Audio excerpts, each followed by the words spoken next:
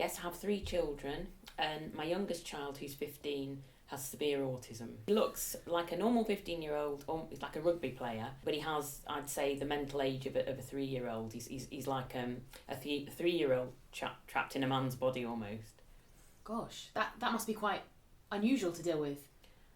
Well, it's not that unusual because I think there are quite a lot of autistic people around, and I think it's recognised that there are, but it is quite a challenge to deal with, yes. So would you say on a day-to-day basis that people are accepting of the condition?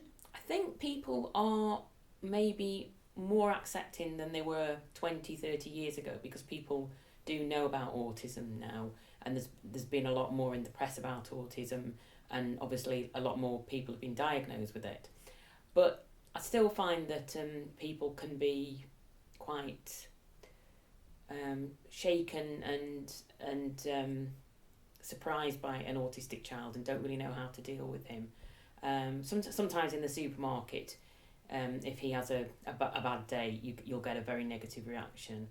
I think, when a 3-year-old has a tantrum in the supermarket, it's very different from when a 15-year-old does, because people just think, what's going on there, what's wrong. I think people who don't know anything about disability often think, why is that woman behaving like that, and why is that child behaving like that, and they just don't understand that there's an issue there. It can be very embarrassing, and it can be quite hurtful. People can be quite cruel.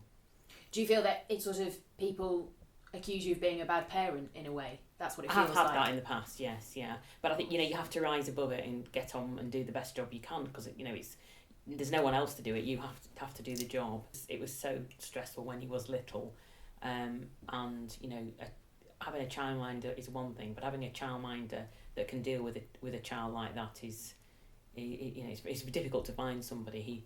Even now at his age, he has very little road sense.